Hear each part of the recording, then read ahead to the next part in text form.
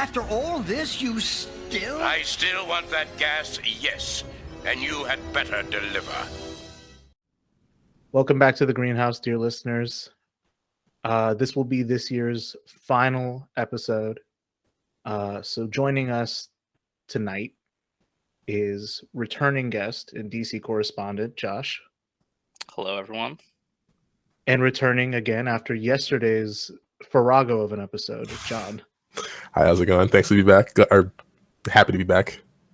Now, I understand that some people may ask why bring on John to, like, you know, when I usually do these serious episodes with Josh. And the truth is, I think me and Josh suffer a little bit too much from Twitter brain. So I think getting someone who suffers exclusively from Reddit brain only may Look, you know, I'm pretty sure provide Twitter some- brain is better than Reddit brain. Let's be honest. in what know, context? Elon Musk. Okay, yeah. Elon Musk, NFTs, just all the buzzwords. It's seeped into Twitter though, so. Oh, I'm sorry. It's just, I don't know. I think Twitter discerns these. Okay, I'm not editing this part out, but I've been getting hit up by the same spam caller in Tennessee all day. So if my phone goes off, it goes off. It's what it is. And before we get into the main topic of the episode, by the way, wanted to get some quick takes in on the Ghislaine Maxwell verdict. If you guys had a chance to look at that, I have not had a chance to look at that yet. I mean, I think it's kind of to be expected. I think the case was more or less a layup for the prosecution. Though I guess there might be some prostitution involved with the case. Just not willful. I think it's just one of those cases that were like it got a lot of big attention, right? But not necessarily for kind of for good reasons, right? Because there's all this concern about Epstein and like who he knew and all this power dynamic stuff, but like none of that was really at the end of the day on trial here, right? It was just her and her association with all of that, which was horrible, right? But it's not, it's just not like really getting at the core of the real problem with the Epstein fiasco. right? And I think we missed the opportunity to try Epstein for Epstein stuff due to his alleged suicide. Listener, do your research, but I think this was something that was commented on at the start of the trial, which is, to what extent is the prosecution going to try Ghislaine for Epstein specific crimes? And over the course of the trial, it was actually pretty narrow in terms of specifically just trying to tie down her involvement to him. And, there's that degree of like unsubstantiated but commonly held some of it is substantiated, but it's not like part of any case with like any force aside from the one out of Florida, right? Of alleged collaborators, and I don't think it's going to be opened up after this. I think this was like the one time they were going to do it in public, and I don't know if anyone else is going down with Ghislaine. Yeah, it's like the season finale for a show when it's like canceled and it's just this is what you got. Yeah. I'll take what I can get, honestly, but no, I think you're right. I don't think any more is going to come out of it, unfortunately. It is one W for the star of tonight's episode, though. One Joseph Robinette Biden. I think if he does want to put a W on the record, he should say his administration got Ghislaine in jail. And didn't get Epstein to kill himself. Right.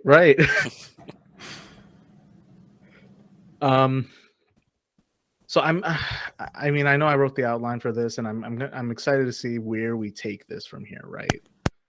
But this is, the first year of Biden's administration, and it's kind of telling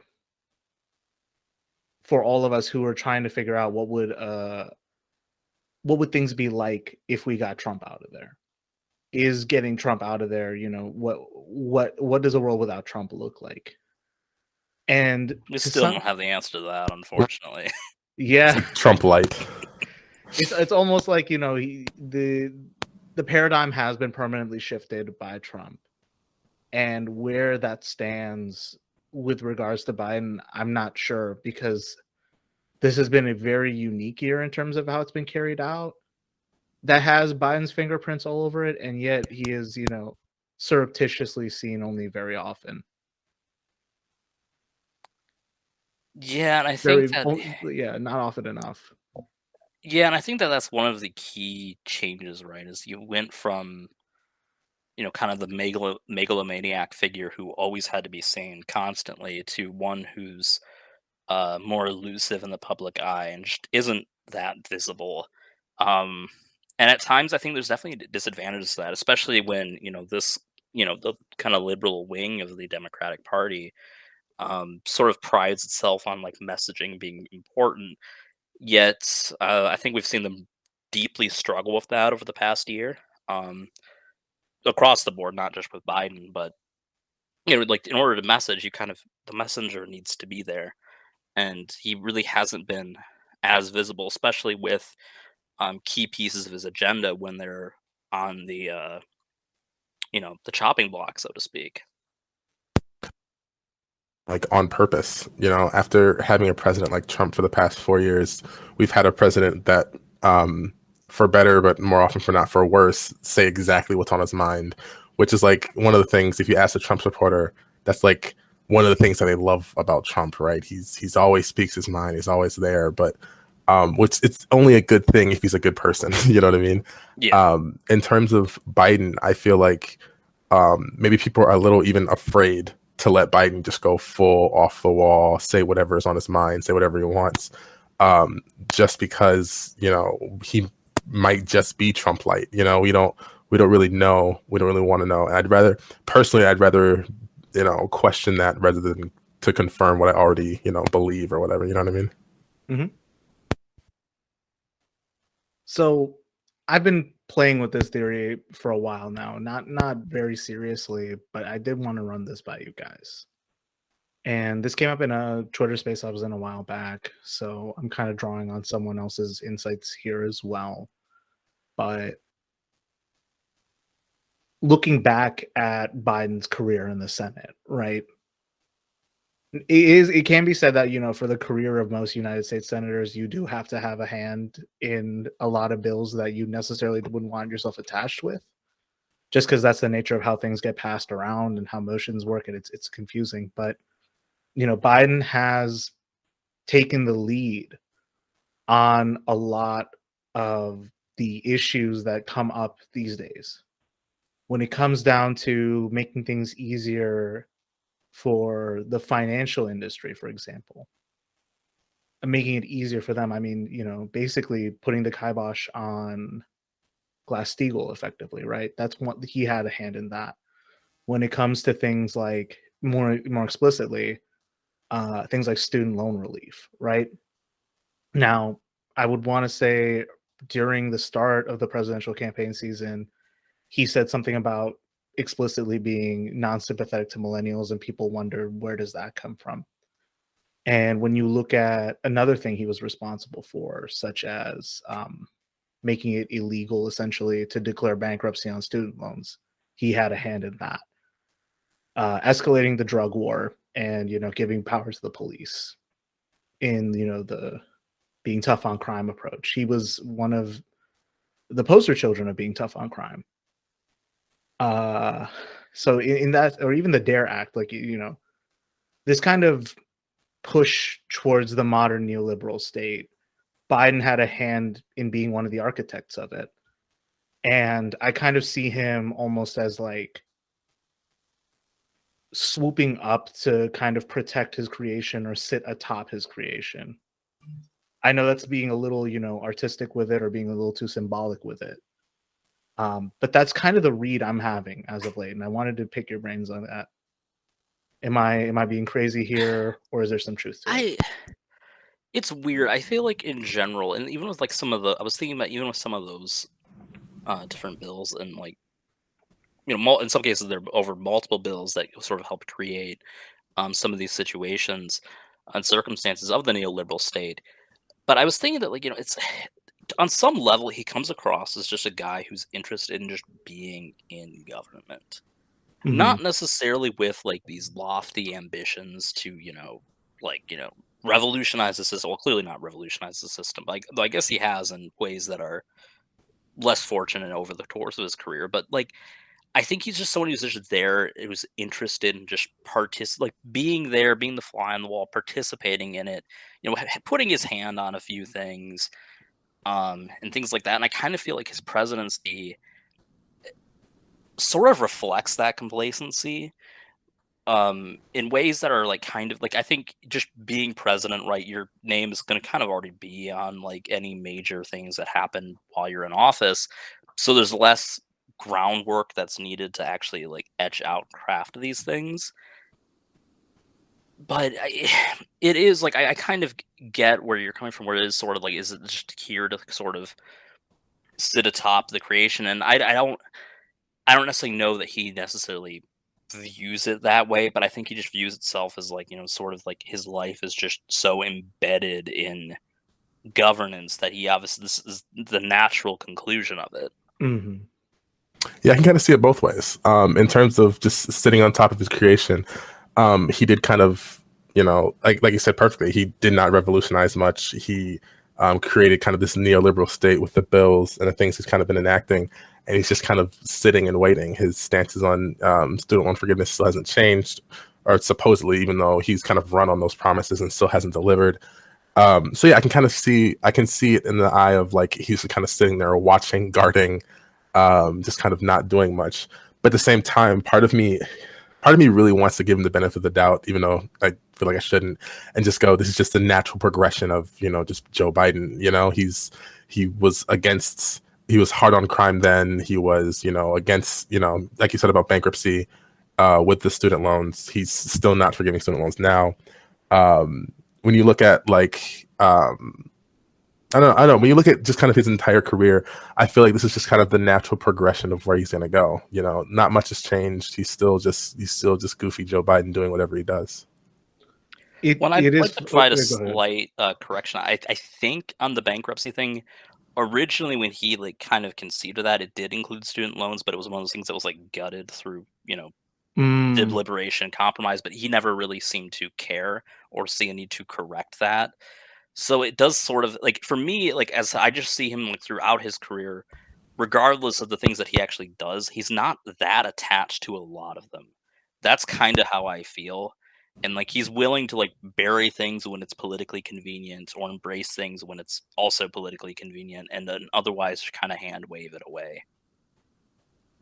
Yeah, with regards to some of those, like, especially like when it's something that could bring you relief, and it gets like kind of phased out. He's like, well, okay, I didn't want it that bad.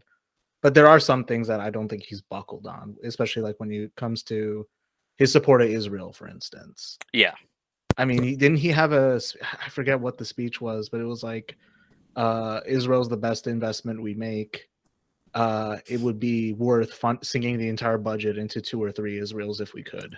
Jesus. Something horrifying like that. When it came to like some of the tough on crime stuff, like I'm going to cite the piece in the description if I get the chance.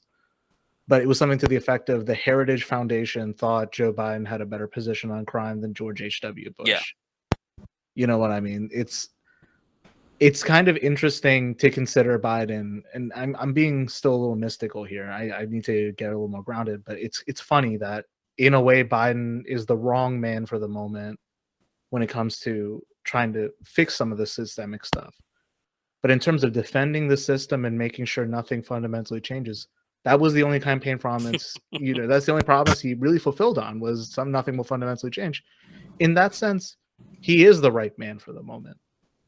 Yeah, and I was kind of like, go back on that crime bill thing. He's like, rhetorically, he has pushed back on it, like, oh well, I made mistakes with it, like, blah blah blah. He isn't like totally like, oh yes, this was a great thing, which is something that's like different between him versus like, if Mitt Romney passed the bill, right? He probably would be more openly proud of it. But that sort of goes to like the core issue with Biden and a lot of the neoliberal Democrats, which is just that kind of, it's that performance, right? If you say something that's fine. That's sufficient. Um, and like you said, like nothing fundamentally changes. And like in some ways, it's he's the wrong man for the time as far as disentangling the system. But that's not really how this past election was sold, right? We're not about disentangling us from this longer standing trends. It's just Trump was this ultimate evil. That was the problem. The system itself has no real blemishes. And that's what you're getting here is just kind of this return to that normalcy, even though it's part of this decaying rot of our democracy. Yeah, you don't really need too much conviction on your words when you're running against Trump. I feel like most of Americans already didn't want him. They just voted for, Biden just because he wasn't Trump. So that we didn't really press Biden too hard when it came to his convictions and, what he was willing to actually stand up for and to not wave away. And let's actually talk about, what exactly it was that got him across the finish line, right? I can't. We mentioned this before, but I think I want to bring up the question again of like, what specifically was the Biden campaign pushing for? I know he said if you log on to joe.3.text. You'd find something, but in terms of how it was communicated, in the organs of the media or online or whatever it was, there was very little aside from we're going to fix the pandemic, which is not a specific item. Well, and that didn't matter in the primary for the most part, because by That's then it true. was That's true. The Bernie. conditions changed drastically from the primary to the general. But I think like in the general, that was pretty much like the big thing is like, we'll handle the pandemic better than Trump will. There was a lot of guilting over climate, but I don't think Biden said anything strongly about. No, I mean, there was piggybacking a little bit on some of the more progressive angles, right? Like kind of securing and expanding Obamacare, things like that. But like again, and it's kind of on some level, it's not entirely his fault. I think him and his campaign could have definitely done a better job articulating clearer objectives Mhm. if those objectives were actually, the point, but I don't think they were. And the media didn't really focus on any of those either. The pandemic was largely the issue with, like healthcare on like this sort of secondary pedestal by the nature of, a health crisis that was Mhm. sweeping the nation. So those were like the two things, and there really wasn't anything else that could really sneak its way in there. There was, if you, I mean, even like your usual like national security interests, how talked about were those in debates, right? You didn't have, especially after the primary was over, you didn't have this stuff like, what are you going to do about Russia? What are you going to do about China? Like all the, the usual like There was some hawkish questions. there was some talk about infrastructure though, right? Yeah. Or am I mistaken? Yeah.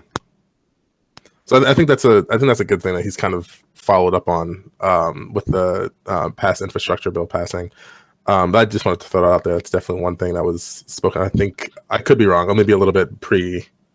It was definitely talked about. I think that it was just in the media vacuum, it just didn't really occupy a ton of airspace, but it was one of those things, just the idea of improving infrastructure. It was also something Trump had previously promised and never delivered on. And then let's try to tie that maybe to his first year performance, right? I'm in a bit of amnesia when it comes to the difference between the infrastructure bill and Build Back Better and what other signature packages came out. And I think those were the only two so far, right? So Build Back Better, it refers to a collection of things. Oh God. So the first part is that pandemic relief at the very start of his administration, which was like the 1.9 trillion or whatever. So that was kind of the broad generic, you got your stimulus money. There was stuff that was sent out to, businesses large and small, most of which were buy loans and several of which have been forgiven. Just throwing that out there because I'm sure we'll talk about forgiving other loans and whether or not we're fulfilling on that. And then the infrastructure bill was technically part of Build Back Better as a whole. And then there's obviously the reconciliation bill that we're looking at. And I should probably point out that the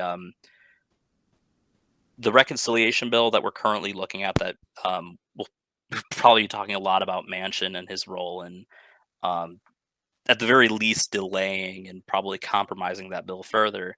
And the COVID relief bills, they were both technically reconciliation bills, which there's a whole thing behind that for listeners out there who may want to look into it more. But the main story of reconciliation is that every fiscal year, Congress has the ability to pass these types of reconciliation budget bills that bypass the filibuster, which is why when people recommend let's just throw out the Build Back Better bill that we're primarily referring to with the reconciliation bill, let's just put out the individual provisions.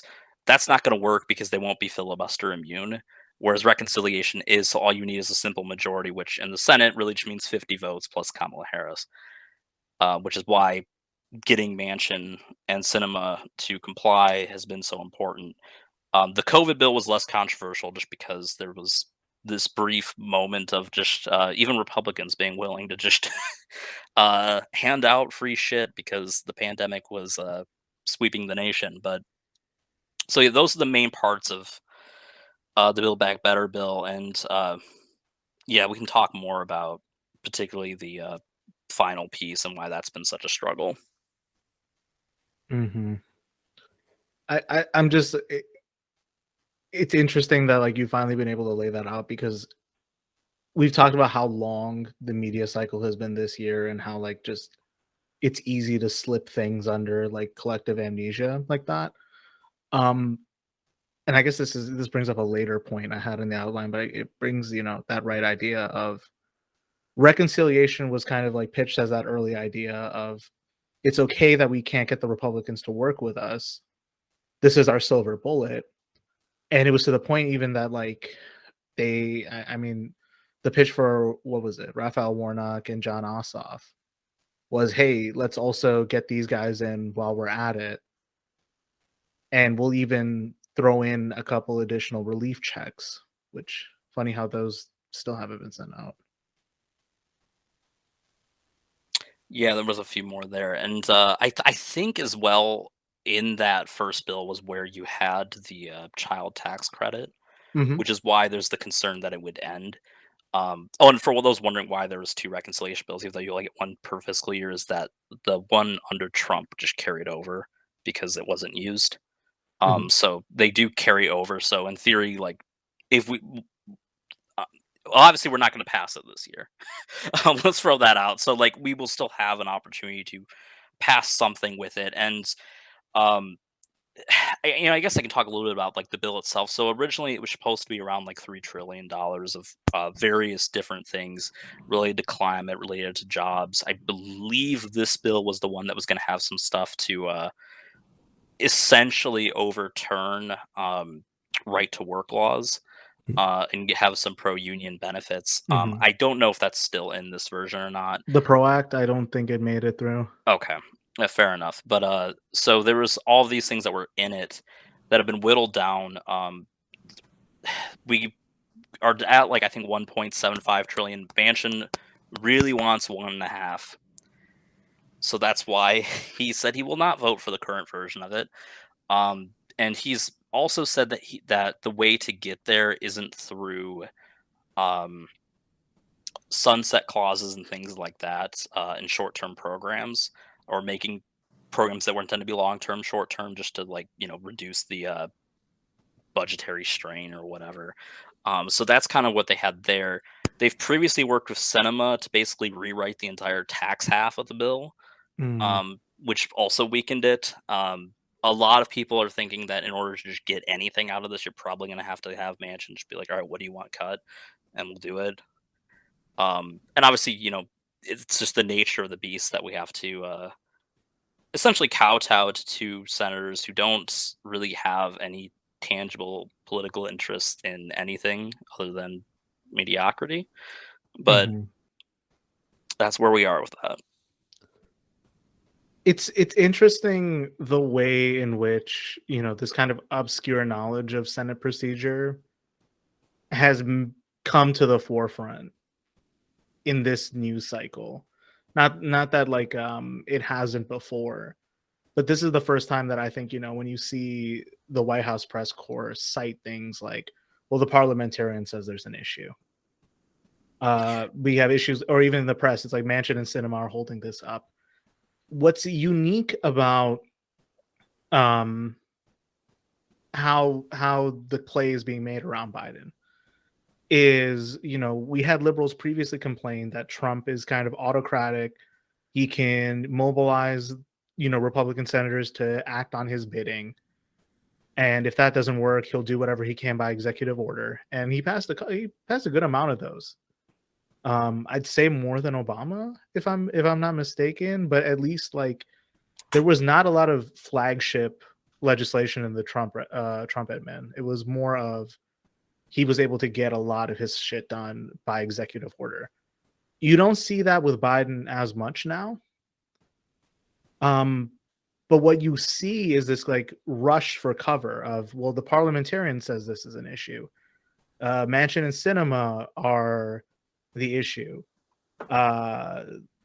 Pelosi's the issue. And if it's not that, it's definitely the Republicans then at that point. So this is a new strategy. I don't know how this is playing out for them. Yeah, and a quick correction. Trump did have a little less than Obama executive order-wise, but when you consider he was there for half as long. The rate was higher, but yes, okay, the rate about like 55 per year versus 35. Wow. But I think part of this is I think like the main lesson I'm getting out of the Biden administration is that he's not Obama. And but what I kind mean of by that pitched is as Obama. You know what I mean?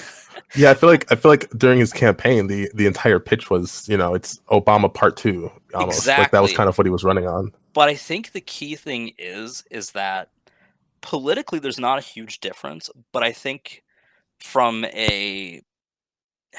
this intangible feeling standpoint, he's the opposite, because I think with Obama you were able to hand wave a lot of these these obstacles and obstruction and whatnot with just him being like having this certain likability and charisma to him that I think just made Democrats just kind of like just look past anything that he did that was controversial or that certain things weren't getting done, whereas Biden doesn't have that same energy. So he's it's absorbing these blows and they're able to deflect these things to different groups. I think increasingly there's deeper dissatisfaction with it. And you're starting to see like this more like liberal and further left wing divide in the party and on like online discourse, where there are people who are frustrated with things not being done. There's people who are, I don't want to say okay with things not being accomplished, but are at the very least way more tolerant than anyone else of it. John, did you have a point? Sorry. What he said was perfect. I think the fact that just Obama was just super charismatic, the fact that he was a good speaker and he was a likable person, that kind of allowed people to kind of overlook some of some of the off things that he's done, and we can't really apply that same logic to Joe Biden. So someone has to take the blame, which kind of I feel like folds into what you were saying earlier, Adi, about how throughout his administration they're pretty much just playing the blame game. Why didn't this bill pass? Well, it was John Manchin, it was Sinema, it was someone else. You know what I mean? Well, and I also don't think it's so much the administration pinning the blame.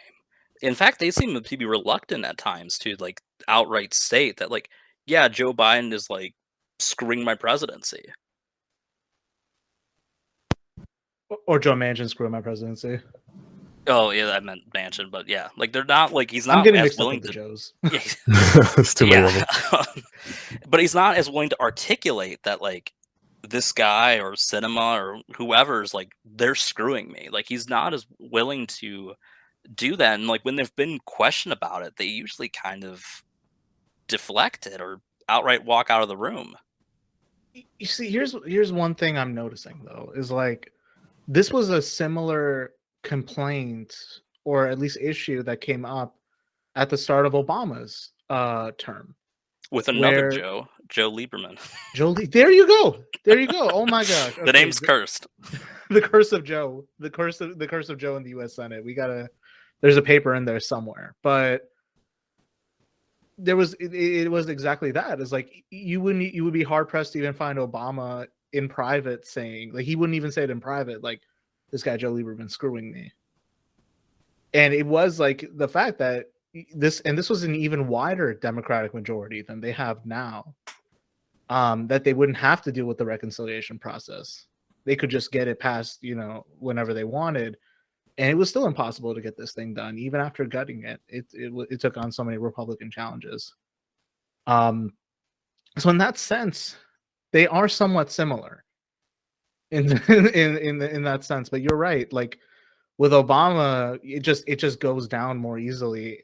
Was it because Obama was just, a little more camera happy? Like he wasn't as camera shy as Joe. So, he had that image in the press, and, you had these kind of this fandom around Obama, like he's your friend, and if you're nice enough, he'll give you the hood pass, I mean, that kind of is the Obama fandom. It is a lot of white liberals hoping Obama's going to give them the hood pass. I can see that. I believe that.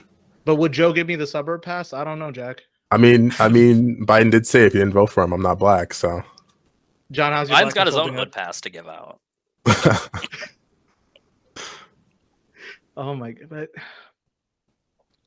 there's just, it's like this intangible it factor that Obama had that, like, I don't know if it's just the camera shyness, the general charisma, but there was this something about him that was just generally likable to a lot of people. I mean, obviously a lot of people hated him. I'm not going to pretend that that's not true, but like the thing is, it's like, the whole, like, people hate him because he's black. And I'm not saying that's not entirely true, but those same people hate Biden too. And in spite of what you're talking about, his long history of, tough on crime, and his presidency has also been pretty tough on immigration. In some ways, it's as bad, if not worse, than Trump. But yet, conservatives do not give him credit for any of that. It's not like these things are being done as like, this is me reaching across the aisle by shoving this guy across the border. This is just seemingly genuine policy preference. that's actually another point I completely forgot to bring up just because of how much amnesia I've had from the end of the year. But, that was a big selling point against Trump, was if we get Biden, we can see an end to, kids in cages. That was the common slogan. And in the same way, we can bring up similarities to Obama, where this kind of emphasis on border policy started under Obama and was really like exacerbated under Trump, in that more obliquely racist way. And then we're back to Biden now. That promise already, I don't recall Biden ever campaigning on it openly. I think it was just like this liberal QAnon, like instead of taking down the deep state, they were convinced Biden was going to end, border patrol. There's definitely stuff, talks about what Trump was doing as being un-American and whatnot. He didn't necessarily. I mean, I think he said like day one we'll like send them all back or whatever. They'll reunite families and things like that. But it wasn't. So it was definitely there as like a campaign promise. But again, like the reality versus the rhetoric has not really lined up. And again, it's not like he's getting pats on the back for it from the right. You have Ted Cruz and all these other wackos going to the border, shooting these like Blair Witch Project videos, and attacking Biden's open border policies. So, to the extent that there's ideological coherence on Biden's side, I'm also kind of uncertain on that angle, right? Because on the one hand, you have still the resumption of this kind of border policy that's still hostile. I mean, you had Haitians whipped at the border, for crying out loud. That's like ostentatiously among the most racist things I've seen recently. There's no like sign of things like AFRICOM being scaled back, for example. But then you have just these weird W's on the Biden card. You know what I mean? Like Afghanistan, for instance, while there is like, that whole thing of like, well, it was a kind of a bloody pullout, it was a long overdue change. And that's one of the things that, like, our foreign policy apparatus did not like that. But that was a signature Biden move. So it's almost interesting, like, to what extent this is just stochastically the results of Biden's own randomness, if that makes sense. I feel like in terms of Afghanistan, we had to leave eventually, right? We just couldn't literally stay there forever. I feel like I'm not sure if we could like attribute that to Biden's quote unquote randomness, but I feel like either Biden's going to do it or the next president's going to do it. I feel like someone eventually down the line is going to have to do it regardless. And I think Biden just kind of bit the bullet and went for it. And like you said, pulling out the way we did it was probably a little messy. There was like, we all saw the video of like people jumping on planes and, the ridiculousness of all that. It was very unfortunate. So even with his win, it even comes with like other caveats, other like 3 asterisks at the end, like there's always something. Mm-hmm. Well, and it's kind of interesting. I feel like the cohesiveness of his views matched the voters that he was was chosen to appeal to in some ways, right? Mm-hmm. It's this kind of, suburbanite type voter who frankly doesn't have the most cohesive political views, or they're maybe not entirely fickle, but they're willing to, arbitrarily change their mind on certain things, or like there's certain contradictions that are just inherent in their set of beliefs. And I think that like Biden kind of just reflects that too. And it's weird because like Afghanistan, right, it was portrayed very kind of peculiarly, right, because it was, kind of hated on a somewhat bipartisan basis, but it was also appreciated on a somewhat bipartisan basis too. And it's just kind of the nature of, some of these foreign domestic divides and policies that people on both sides of the aisle have. Mm-hmm. I'm apologizing for like the haphazard nature of my questions here. Like I'm wondering, to what extent is this my own lack of preparation, but it's also the result of Biden's own enigmatic status in a way. Like it's hard to have a single angle trying to unpack all this. Well, and it's kind of interesting because I was thinking about this just in generally, like in preparation for this episode, that like the Biden administration is very shy about owning any of its wins. That's true. Yeah. Like, and it's really baffling, but like, like I think, they try to like, I mean, until Omicron, they were, they were taking COVID as kind of this win, right? Like, our vaccination rates. I mean, as of July, they were like, go and barbecue, folks. Go for it. Yeah. And I mean, like, there was sort of this idea that, the pandemic was like ending and things like that. Now it seems, like we're kind of having deeper issues with that. And, obviously there's all the stuff with like the CDC and whatnot, which the only good thing from their new guidelines that's been produced is the set of memes parodying them. But beyond that, it's just this weird, like, beyond like COVID and like, again, they're sort of abandoning that because it's like, well, you can't really take this as a win if it's going downhill. The infrastructure bill sort of passes incredibly unceremoniously, right? There's a signing statement, I'm pretty sure. Like, there's a little press conference like, oh, hey, we passed this, woo. We're not going to talk about this again. Child tax credit, which was passed early on, which again is at risk of not making it in the future, which would be a political disaster for them, especially in an election year. Things like that where this is passed and people are like, oh, this is going to be like what they can like just literally tout on the campaign trail. They're not really talking about it anymore.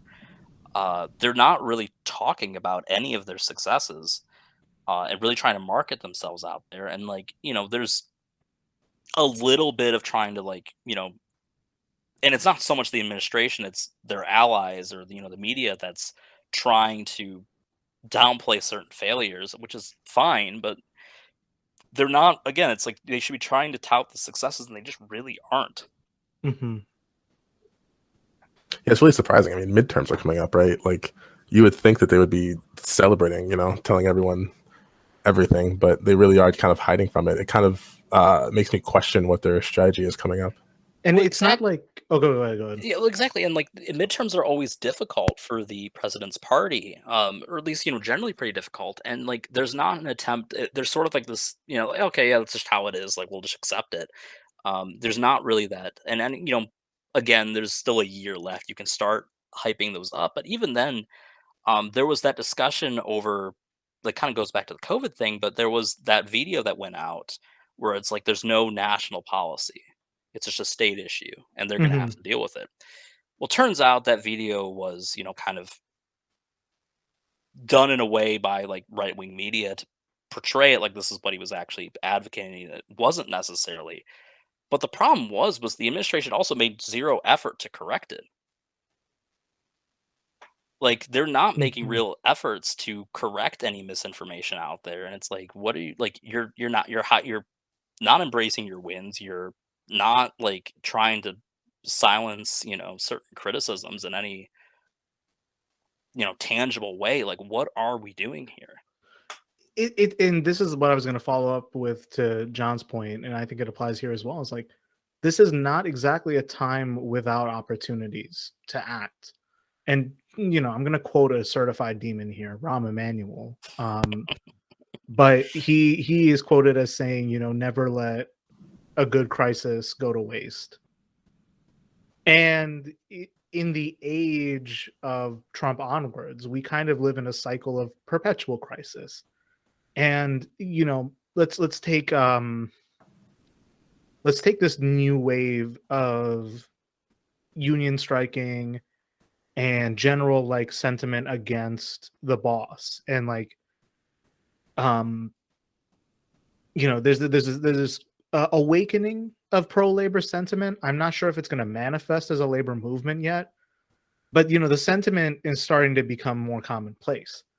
And when you have Biden saying on the campaign trail, I will be the most pro-union president of your lifetime, that aside, this is a good chance for Biden to come in and have like a little Teddy Roosevelt moment of like, I will personally come in and negotiate every strike and come up with some kind of compromise between labor and business that makes him look like this nice compromising figure in a time of crisis. If he had to play that route, for instance, right? Or let's think of other things. Like, I mean, I mean, go ahead. yeah, and like in terms of like the platform, like I feel like literally anything he could do. Like the Democrats' platform is widely popular among most voters. Like there's so many layups he could just do, like rescheduling marijuana, making marijuana federally legal. Like A lot things of this like can be that. done by executive order or by like kicking a cabinet member in the pants to do Literally, yeah. Yeah. And like, and it's such an easy layup. Like, there's no way people are gonna be like, oh no, it's legalization of marijuana. Like, that's such an easy thing to do. That's such an easy thing he could tote for his campaign trail for the midterms. There's zero reasons why he shouldn't do it, but for some reason they're just not. They're just kind of complacent. They're okay with just sitting around and doing absolutely nothing.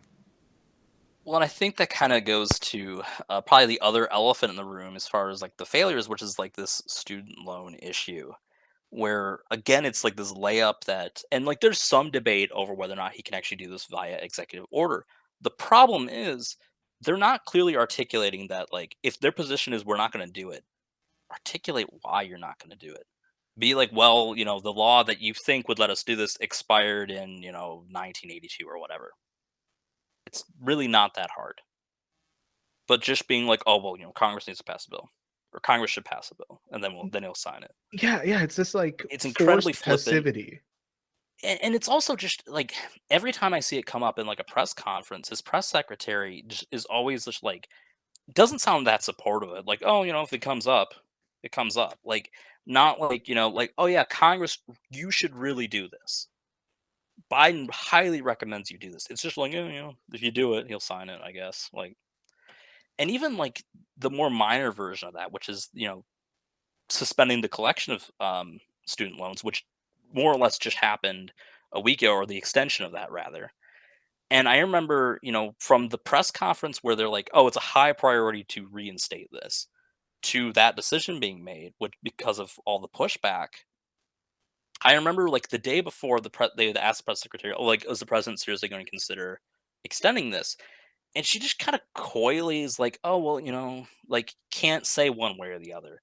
And it's just bizarre. Like I know like the press secretary in general is supposed to like that's just their role, right? Their role is to sort of speak in half truths and you know do whatever to carry to toe the administration's bottom line. But like usually you're doing that about things that are like unpopular and unwanted.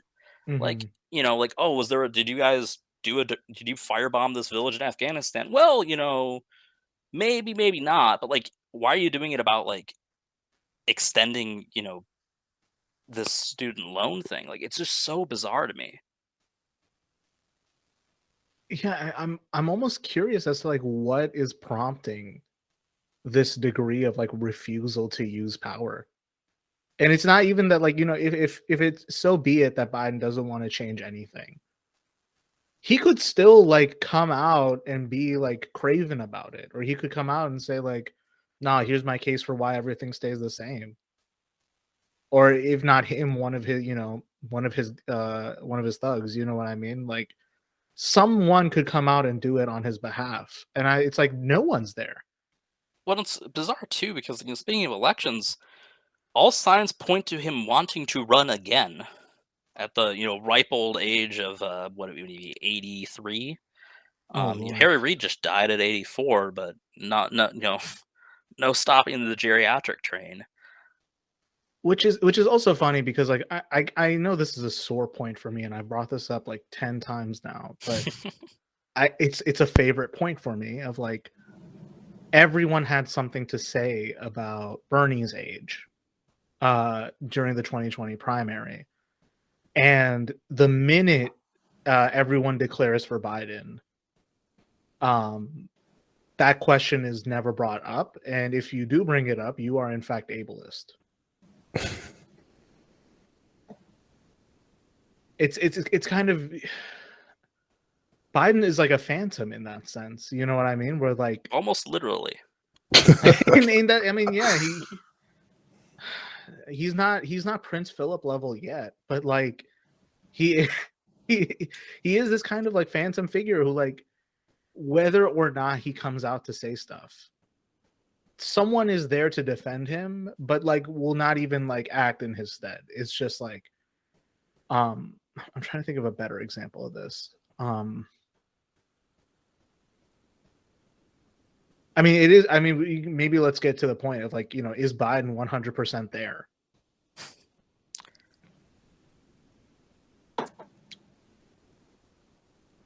I'm not sure. I'm not even sure how you begin to answer that. But like, I was just about to say that. That's such an interesting question to answer, because like for the memes, I just want to go no. He's senile. Just no. But like, I couldn't tell you. Like what he said earlier. He said that Biden plans on running again, but again, refuses to take any of these layups. Why? Like what?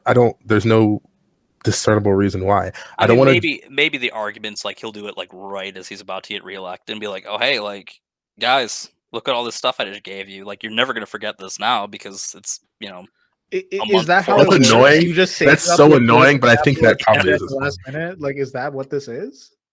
Well, and usually they never do that because they don't want to like stir the boat too much for reelection. But I'm like maybe there's some weird strategy there of like and maybe after midterms, right after the Dems probably lose a few seats, like we'll see how much. Maybe they'll finally be like, all right, let's just start doing some executive orders. Like he has used some to like re-sign with like the Paris Climate Agreement and whatnot. Like there's been some foreign policy wins, but again, like he's not advertising them, so yeah, it's easy to forget. I actually 100% forgot about that, actually. Yep. And I think that's the fun part about all of this is like I'm kind of getting mad at myself for my own amnesia. But you're right. There's been no like self-promotion about this. And I know we've talked about this idea before of, the whole pitch of Biden was mainly to the suburban crowd. And it was, we'll finally get a president who you don't hear about every day of the week. But it's almost like an overcorrection at this point, because I get like in the way that like Obama was like mentioned every week, but it was like specifically Fox News and like that camp Right, that like had a if vendetta. you wanted him mentioned every week for your, to get your daily dose of anger, you knew where to go for it. Right. It was only subcultural in that sense. But then like yeah, with Trump, it was like he was the name on everyone's lips. And now with like Biden, it's like, you're still a political actor. You're gonna be your name's gonna be in the press every now and then. So you might as well spend and make a little political capital, but it's bizarre. It's bizarre to the point of like there's no negative or positive action being taken.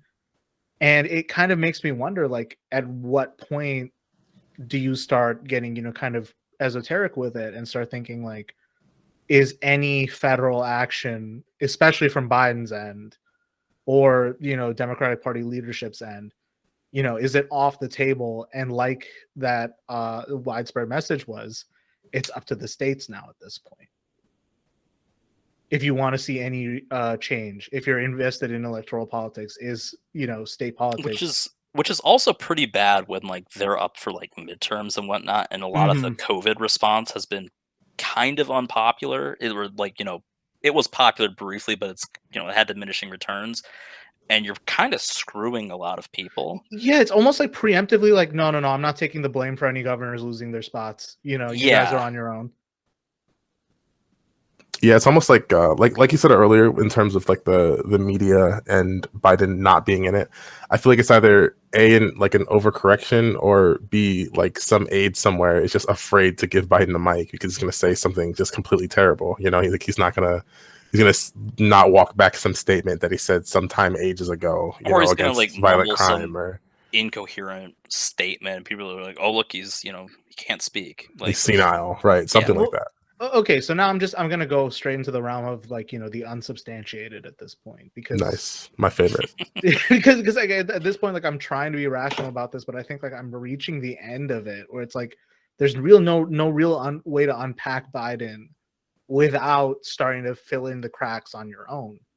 And I don't want to get too conspiratorial here, but it's like, there were a lot of bad unscripted Biden moments, especially on the campaign. Like when he was with like the union workers, he was like, "Listen here, fat." Like, okay, that didn't play too well. Jonathan already quoted one earlier.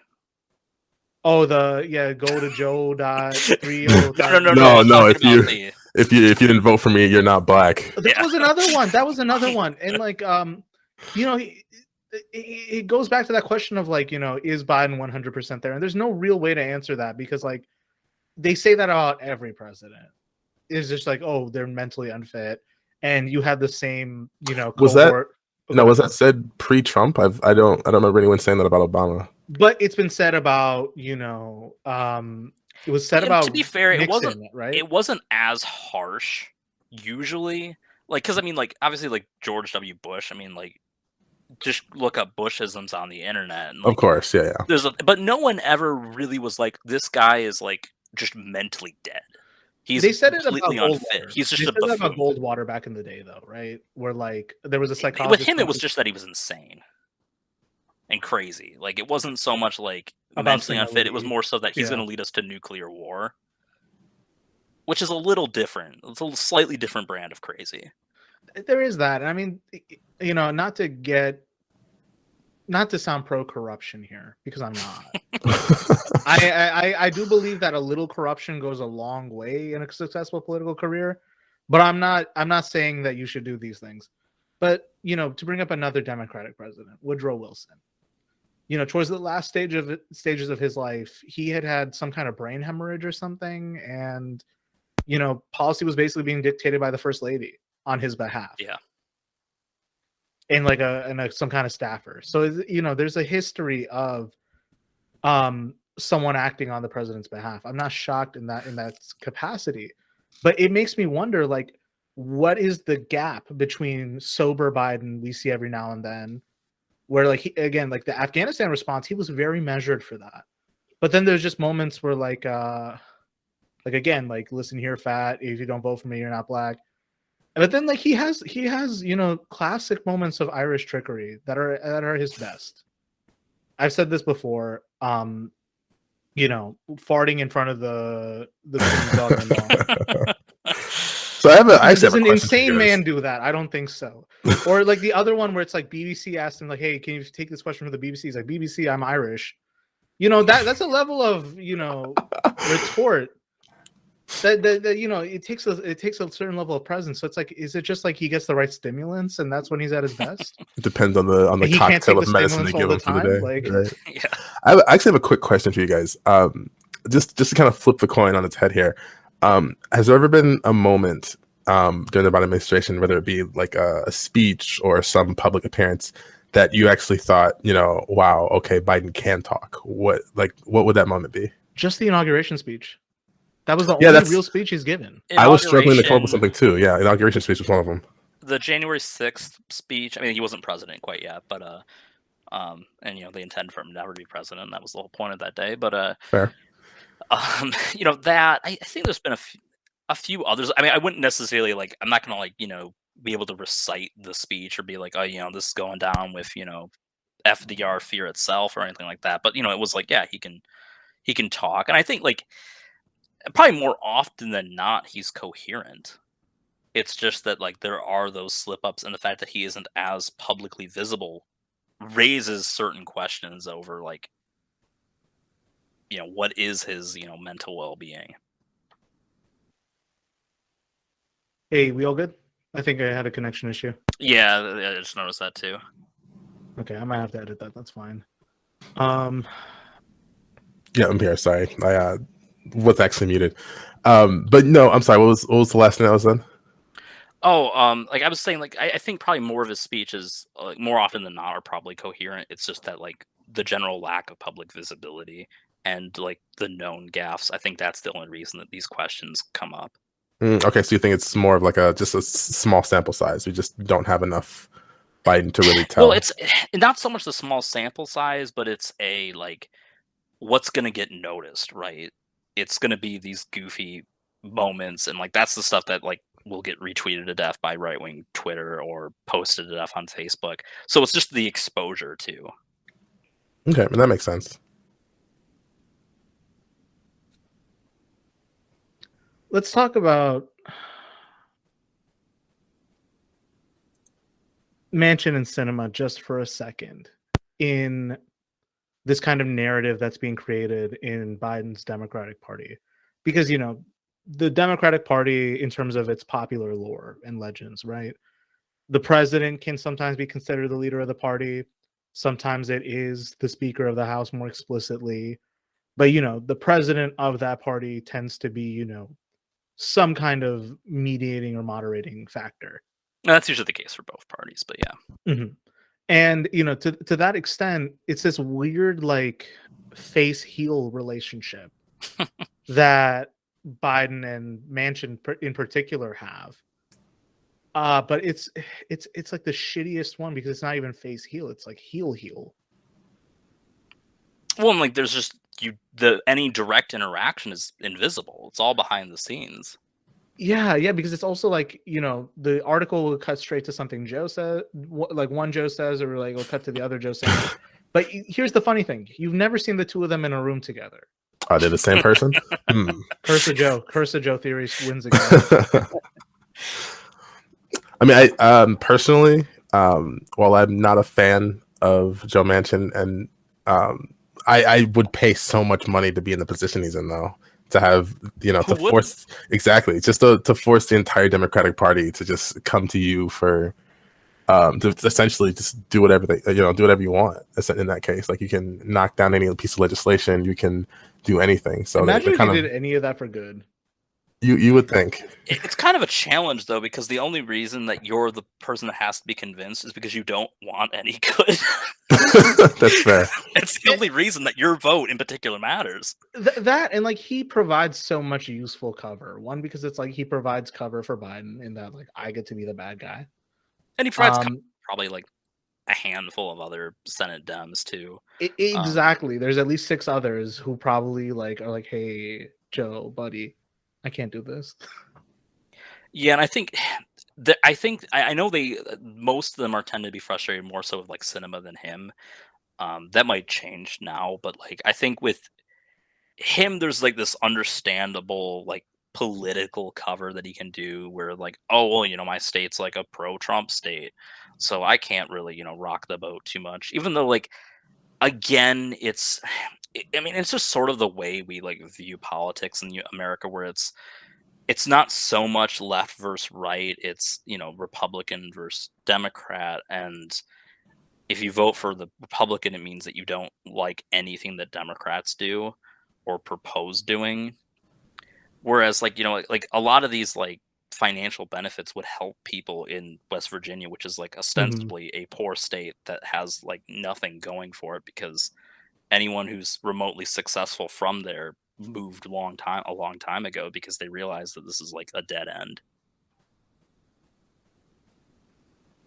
Yeah, and that makes sense. I think that I feel like America just has a problem with politics in the sense that like we all view it as like a team sport, their team versus our team, and that does more closely line up with Democrats versus Republicans. And what you said was completely spot on. There's so many Democratic bills, Democratic proposals, whatever, that would absolutely help conservative voters, but I feel like the right just has a really good job at telling people to vote against their own self-interest. Yeah, and in that sense, like the culture war has superseded any understanding of power dynamics, issue salience, or any of those real avenues in which politics plays out. Like that is all papered over by, is this guy more of a woke soy jack like me, or is he more of a base nationalist trad like me? Like whatever Yeah. side of that you fall on, like that's what it comes down to. And it's like, I guess that is the best take on Manchin at the end of the day, is like, he is the heel in what's supposed to be a face heel relationship. But I think, it is our fun. face is just booked really bad. He's not. There's adversity, and then there's this. Like, it's the kind of thing like even Biden and like some people who run cover for Biden would say something like, where we were blindsided by Manchin, and it's like, what do you mean you were blindsided by Manchin? You didn't even try to. Well, and it's funny too, other, like, because like he has been pretty clear about what he wants, and yes, what he wants kind of sucks. I mean, it's any version of, well, not any version, but like that version of the bill would still be good. It's just insufficient for the level of crisis that we're in. Mm-hmm. But again, it's like it's not like you're totally blindsided by it. I mean, granted, like him going on Fox News for it, I mean, yeah, that's that might have been blindsiding. That was stupid. But and again, like there's like issues of leverage, and there's like certain things where I don't envy them politically, but like at the same time, he is sort of a creature of their own creation. And the choice to run, like you kind of know that someone from like West Virginia is always going to have issues. That's why you try to look for other opportunities to get someone, or God forbid, add states to the union like DC and whatnot, which was sort of discussed about on the campaign trail. I mean, I don't necessarily want to say it was fully promised, but it was at least heavily suggested. Do you think that'd be the kind of thing they'd only follow up on if like Warnock and Ossoff failed? Then they would start considering maybe bringing Puerto Rico into the union or something like that. Puerto Rico would be less reliable for DC them, in that sense, yeah. Yeah, if it was just purely from a like let's get some senators. I don't know if they would have even done it. I think had we lost the Georgia races, I think they would have just been like, whatever, we'll work with Republicans, and then when nothing gets done, it'll just be kind of we're shocked that these people don't want anything. I mean, they might be able to get certain things done right. Like I think there's been talk about like the child tax credit component of the reconciliation bill, at least, that like you would have like Romney that could substitute for Manchin, but like again, it's just that one provision. And I think in general, like the GOP, like since Trump, they just don't have like clear policy objectives except not what the Democrats want, and whatever just plays well politically for them. So like if the Democrats do poorly because they got nothing done, that's a win, and they don't really care about anything else. And this is a bit of a sidebar, but the Republicans don't seem to have clear leadership either. I mean, I think there's like the very vocal Trump faction, which at this point has kind of engulfed the former Tea Party faction, right? Yeah. But it's leaderless. There's the hope that Trump comes back, but if Trump comes back, he's coming back as president. That's his hope. There's Ron DeSantis, maybe, but I don't know if DeSantis has that kind of pull to get that base under him. Josh Holloway, that's not happening in hell. It's not happening. He's a dork. But they're broadly Same for like leaderless. Crowley and whatnot too. Mm. Yeah, like I think Romney is trying, but I don't think. I mean, he's too distracted by cinema's arts and crafts teacher energy to like really focus on that.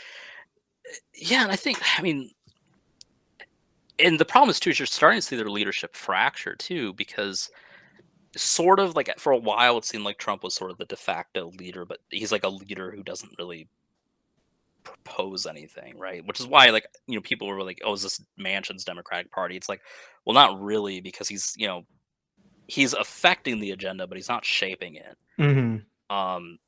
And that's sort of the issue that where the Republicans are with Trump. But at the same time, I also think like you're starting to see fractures of like him and McConnell. I think at that point McConnell would just be dead in the water, and it's probably why he'll never fully come out like full on embrace the anti-Trump thing, unless he's like, you know what, like I'm about to die, let me be just really petty in these final years and like sink the ship.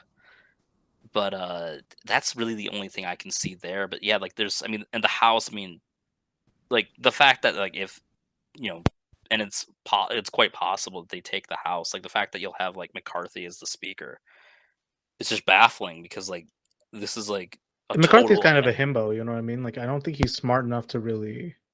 He's just a total empty suit. Yeah, they have a gap on their side too, which again, not to quote Rahm Emanuel again, but don't let a crisis go to waste. Yeah. Yeah, you would think. I mean, it's midterms. The Democrats just have to be just organized a little bit. I feel like they could easily sweep if they wanted to, but it just doesn't seem like they want to. Let's maybe talk about the broader characters in Biden's Democratic Party, because I'm not sure what else we can extrapolate about him, but I think he does have a cast around him. Aside from the rotating cast of Nazi dogs, which is again, like if you have a German Shepherd named Captain, it's kind of sus. Oh, we're talking about the literal dogs. Yeah. I mean, no, I wasn't trying to be epic there. I was literally like, I'm talking about the dogs. Yeah, well, you're like Nazi dogs. I was like, oh man, who's he like throwing under the bus here? But I was like, no, you meant the literal dogs. Yeah, well, I mean, there's, I don't know if either of you saw that brief bit of controversy.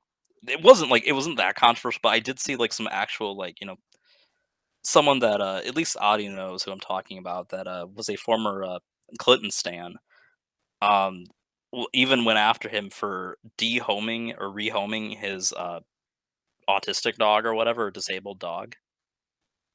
I think it was because that dog bit Buttigieg or something. Was that the reason? There's a controversy about that? But the point is that the dog bit someone, and my guess is it was Pete Buttigieg.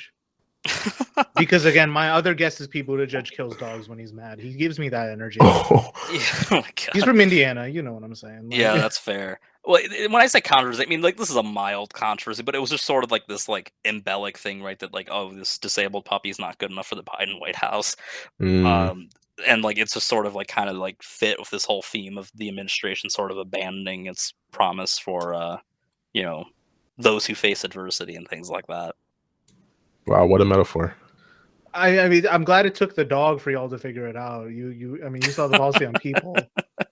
How did you think he was going to treat the dog?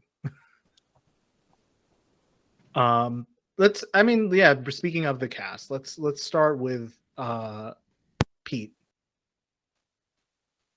The future of the party. The future of the party, allegedly. Like, so have you seen like these kind of like catty articles that are trying to pit a beef between Pete and Kamala already? Yeah, and it's just so weird because he already has a long-standing feud with another Democrat. Like why? Like why do you have to like? Didn't he technically have a feud with Joe at the start of all this too? Nah, I don't think he ever went like hard on Joe. Like that That's was true. like Harris. That was um.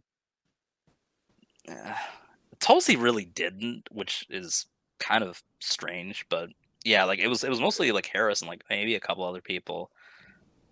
The most recent being Harris, I'm assuming. Well, I don't know. Harris was That the was just first the to most quit. prolific, at least in the primary stage. Yeah, because like Harris had the whole "that little girl was me" moment, Yeah. but then didn't even carry California and was kind of out after Iowa. Yeah. So kind of funny how she got the VP gig. Didn't even win a single primary and got straight to VP. And then it's like Pete was angling for Secretary. Pete of State. pretended he won a primary. Oh my gosh, the shadow. And again, the shadow app nonsense was like I love that. That Was a was friend awesome. of his developed the app, and no one talked about that. It's just No conflict of interest. No. the Iowa Democratic Party released a statement saying they were going to investigate it, and to be honest, I have not followed up on it, but I'm pretty sure the story was buried at that point. Well, and now like you can't really embrace that story at all because of like the actual 2020 election where like the whole voting machine fiasco. So now like if the minute you embrace that, you have to You start sound like yeah. Well, there is that. Fuck. And like I don't know what Pete's next angle is here because like as transportation secretary, this is again another he literally gets to build the road to the White House. No, and like here's the thing. He literally fuck Biden missing the opportunities. Pete, buddy, if you're listening to me, don't let a crisis go to waste. You know what? The infrastructure bill passed. You do some some promo on this. Do a little like video. Get like the fucking guys from Queer Eye to like do a little makeover video for you. And it's like we're gonna do a makeover. It would be on brand with everything else we've done too. Like you had the nurse little musical number for right. Like do something. I don't even care if it's cringeworthy at this point, but like do something so I know like you guys are alive. Damn, now I'm worried. The last thing I think I saw of him, like I've seen like him with the adopteds and whatnot. And like, oh, look, this modern family and whatnot, wholesome, whatever. And then he like drove an electric car with Jennifer Granholm of all people. Where is Chasten during all this? Chasten is just like left at home. That poor guy. Could have been the first dude. And I personally, I think if we do have like a either a female president or a gay president, I kind of want the first lady replacement to be called the first lad. I'm down for that. But here's the thing: it could also be like the young like son who ends up being the first lad. So there is a conflict of interest there. But first dude, I'm down for that. First dude, I like that. Well, I think you're like first lad, so just drop the Y. Like yeah, no, that's true. Like first lad and then like parentheses Y. That would be great. And yeah, that works. That works perfectly. But yeah, no, Chasten is just there was an article that was out about how like Chasten isn't doing shit ever since they moved to Washington D.C. And Pete is like doing stuff like never home during the week or the weekends, always doing triathlons after like after work and shit. And I'm just like, which like catty DC reporter decided to like run a hit piece on Chasten? Right, and like when have we ever cared about the significant other or spouse of the Secretary of Transportation or any lower secretary for that matter? I personally feel bad for Chasten. You know what I mean? Like he was just like as a fellow Michigan son. I feel bad seeing him go through this very publicly, and I think you should go on Chapo. I think Chasten should go on Chapo.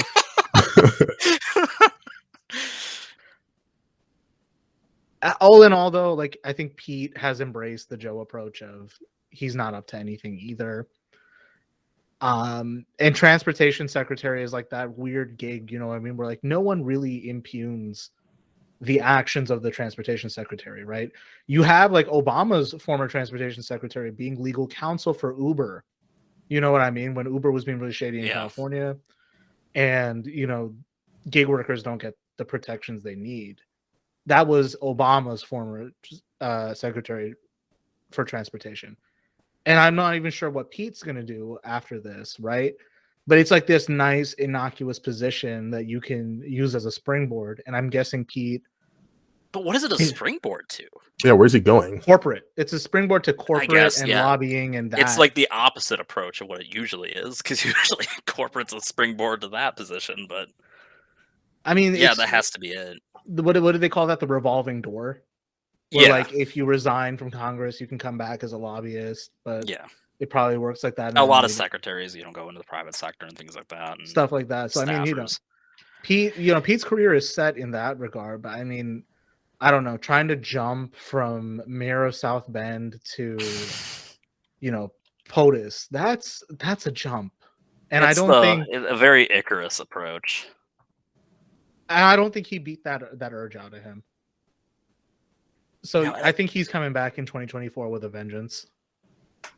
Yeah, assuming Biden doesn't run. Do you guys think Biden is going to make it to 2024? What do you mean by make it? That's the question. Like will God willing, will his age allow him to continue campaigning? Continuing campaigning might be a different question. But so I've been asked by a couple of my undergraduate assistants this semester.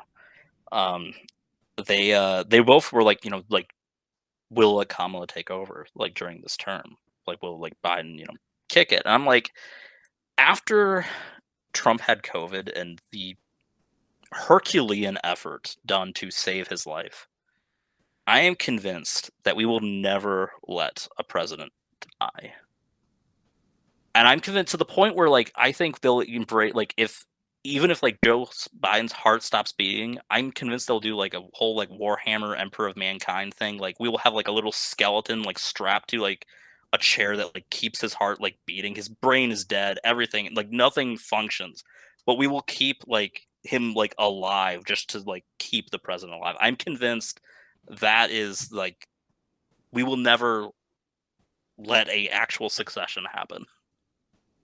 You don't even think we'll get a Soviet Union style mummification of Biden where he gets laid in state?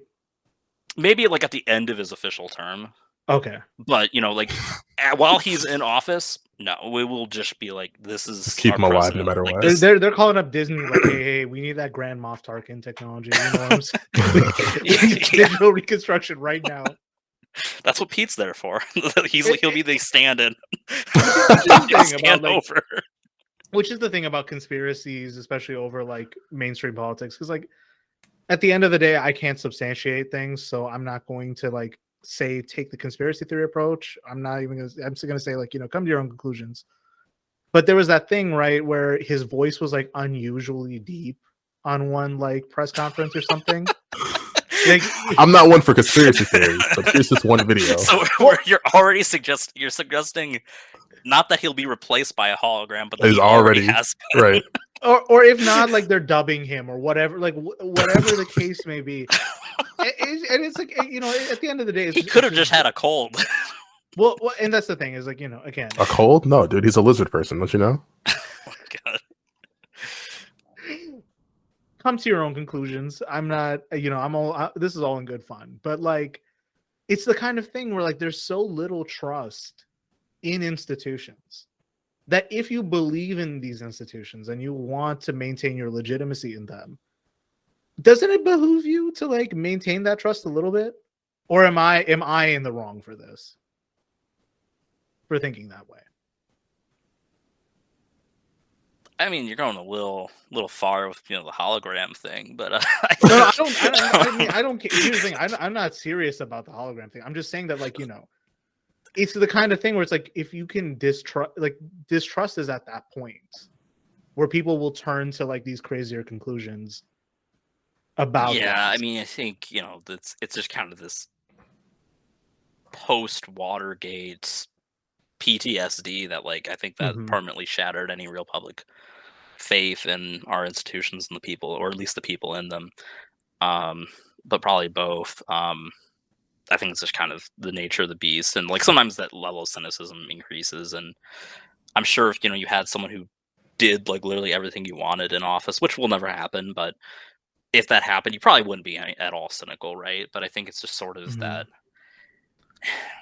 Because it's kind of justified at that point. Because when you have Vietnam and Watergate happen, I'm not saying that you then go on to invent reality as you see fit, but you've been given a very legitimate reason to never trust the official line. Well, I mean, you still have, and I mean, like with just like media exposure and whatnot, like the veil has been lifted between politician or president or congressman, whatever, and public. That veil's gone, and like I think there's just a lot of stuff where like this looks corrupt, right? Like, oh, members of Congress trading stocks seems a little fishy, given that they control policy surrounding the stock market and other things that might cause stocks in one thing to rise or decrease in one or the other. And then you have people ask Pelosi about it, and she's like, well, it's fine. In fact, I'm going to do a big sale right now and purchase a bunch of stocks. Like, when it's like just transparently there, like I think that the mistrust is sort of just natural. I also feel like in terms of like the media itself, I feel like now that the internet is everywhere, now that memes are everywhere, you can get information from anything. You can convince yourself of anything depending on what website you go to. I feel like just misinformation in of itself is probably a worse problem now than more than it's ever been, right? I mean, for sure. The last big conspiracy that I know of was the whole Biden stealing the election, and there were just tons. Epstein around the same time too. But Oh, fair. Well, quote unquote, it's a conspiracy, sure.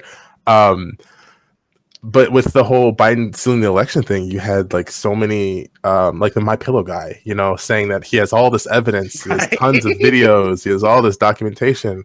Okay, well, where is it? I'll show it next time. Did you guys see that he was on Bannon's show recently? Oh, he was? No, I did not know that. And like, so he was and talking about that because he's raising another lawsuit. And like he's talking to Bannon about it, and like Bannon, like you could tell, like even he's like this guy's a true believer, and he's nuts.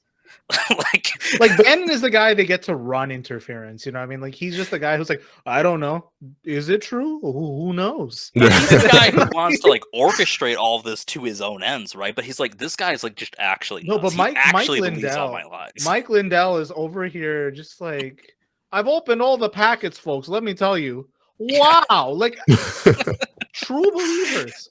Like we are in the midst of a second great awakening with QAnon. I don't know.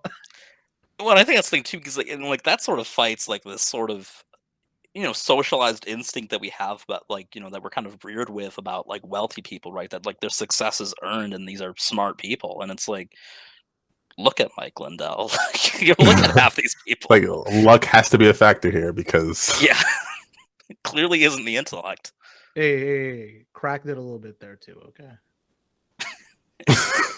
No, he literally has like bragged. Like I think he was on Fox News or like some conservative talk radio. I forgot what it was, but he was like, "Dude, I was buying so much crack, my dealers had to stop."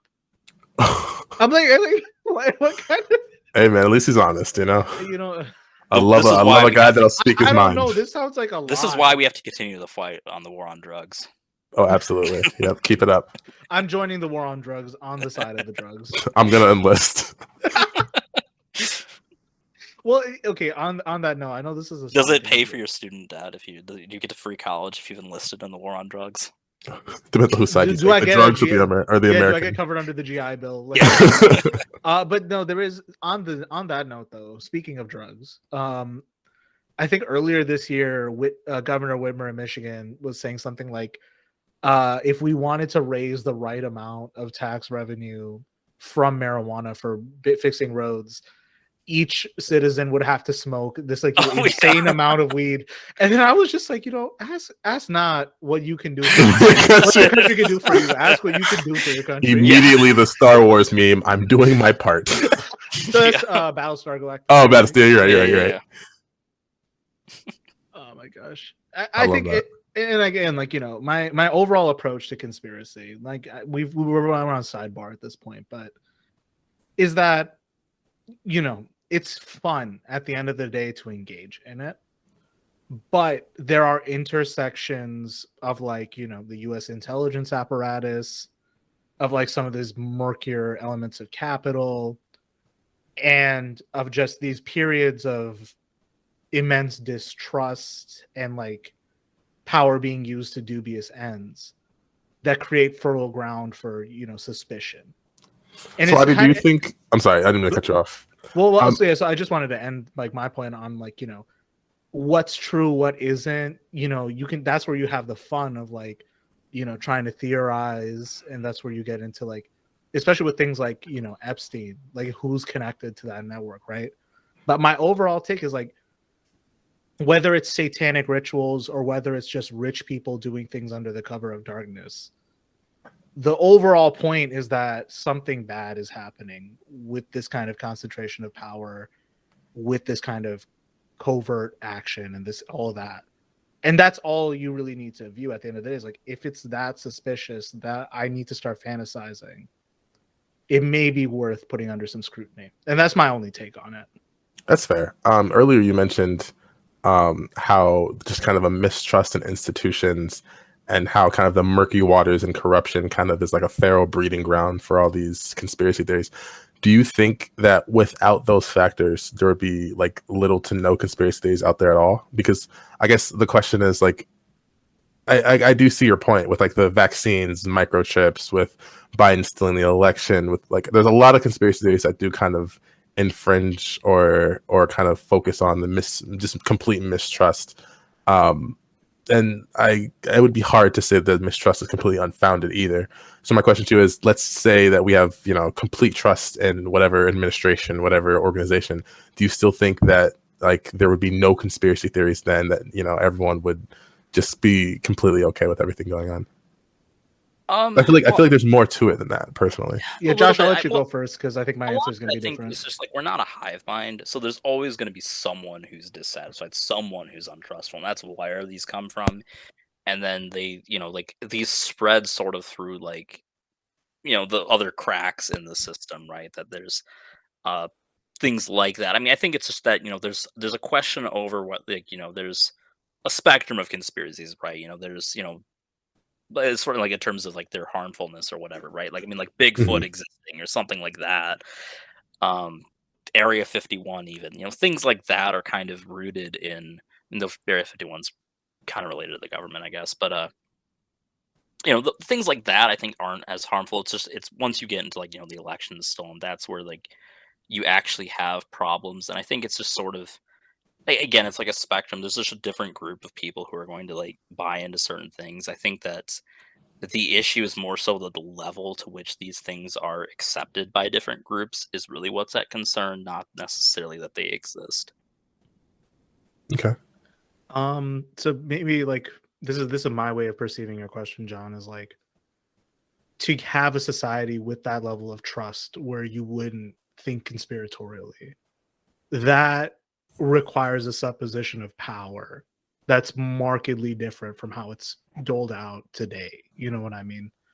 And I'd say that, you know, the political order in the United States has changed somewhat since its founding, but this is not the first incarnation of conspiracy culture in the United States. It's been around since its founding. You know, with something like, you know, as like, you know, smaller fries as like gerrymandering, for instance, right? That started with, you know, Representative Elbridge Gerry drawing a district that looked like a salamander that was going to vote for him. And that's where we get the term gerrymandering from his last name and the salamander. And that's like the one, like, you know, that's the more innocuous degree of it. But then you have things like, you know, the anti-Masonic party that was just distrustful of the Freemasons. You have like, again, like the distrust of slavery by not just like the abolitionist movement, which is on moral grounds, but even like, you know, among white workers, there was this sense of, so if you can enslave this class of people, when are we next? Do you get where I'm going with this? Is that Marx referred to this kind of stuff as false consciousness, in that you're trying to explain this avenue and this dynamic of your exploitation, but you're not doing it through describing the way class exists. You're not describing the way in which the upper class is applying power to you. You're finding some intermediary or some specific class of person that's doing that. So, you know, in like anti-Semitic examples of it, it's the Jews obliquely, or it's the Masons. And in the Masons, you're kind of closer than you are with the Jews, because that's just plain anti-Semitism. But with the Masons, you're getting at, okay, these are property owning rich white men, because I think there was a stipulation that to be a Mason you had to be a property owner and you couldn't have been enslaved. That was like something in its original conception, right? So you're trying to describe that rich people cavort around in secret and probably have some degree of shared interest in how they govern. But you're so wrapped up in like the imagery of masonry and linking that to, let's say your fear of the devil or whatever it is, that, you start to develop conspiracies, which are explanations based on something you're, theorizing, and you can't see it as clearly as you can see class, for instance, because like Josh was saying earlier, when you have insider trading in Congress that's happening nakedly in front of you, the clearer explanation for that is, well, rich people kind of do what they want and will do it nakedly if they can, or that they don't really care if it looks bad, they'll continue doing it. But when you throw in things like Satanism, child sacrifices, and all that stuff, you know what I mean, because you're trying to explain these random things, and in this, apply that to something like Epstein, for instance. You have basically a rich guy who doesn't think the rules apply to him. And then you try to spice it up with things like, is there ritual sacrifice? Is there that, the whole litany of the backstone of Epstein conspiracy theories, right? It doesn't matter whether or not you subscribe to that. You had your answer right there, in that, wealthy people kind of get away with things in our society, and we have a society that enables that. And it's in the interest of that class to continue, keeping things in this order. So in that sense, building class consciousness may not, fix the problem, but it gets people away from thinking conspiratorially, because now they have a clearer definition of power and who's applying it on them. Do you see where I'm going with this? That makes sense. Class consciousness kind of reduces the fear, brings more unity, may increase mistrust, but at the same time you think more critically as opposed to more conspiratorially. Yeah, because conspiracy is also, it's born of like this alienated sense of being the victim of something. You're so alienated from the answer, or you're so alienated from the dynamics of it, that it starts getting, easy to imagine what someone is doing, rather than starting to think in more explicit material terms. And, any Marxists who are listening, I'm really sorry if I botched that. I am still working on reading theory. So, please correct me and be mad at me if I misexplained any of that. But that's what I hold to, is that there is clearer explanations for what's going on, but the fact that they engender so much distrust is enough reason to be opposed to it. And whether or not you choose to get into the more embellished parts of it, that's up to you. That's fair. I do think that a lot of conspiracy theories are harmless and fun, but there is that like line of no return, that point where it's like, okay, this could actually hurt people. This could actually like affect things in ways that it probably that could have negative consequences. So no, yeah, I think what you're saying makes complete and total sense. But yeah, broadly, as Josh was saying, like, the formative memory for boomers especially was, Vietnam, and then Watergate afterwards, that led to that sense of mistrust of institutions. And then, broadly after, I think, satanic panic and like the rise of the culture war in like the 60s and 70s, and then 9/11 trutherism, I think, was maybe the newest wave of it. And then it's kind of been quiet on that front, except for maybe like loosely associated things like anti-vax and aliens, maybe. And now under QAnon, it's kind of come back in a more unified fashion. If that makes that's my read of it. Others, I think that makes sense. Yeah, your mileage may vary though. So that sidebar aside, I think the other person I had in mind for like who's big in Joe's orbit, I guess, is Kamala. You know, what are her odds?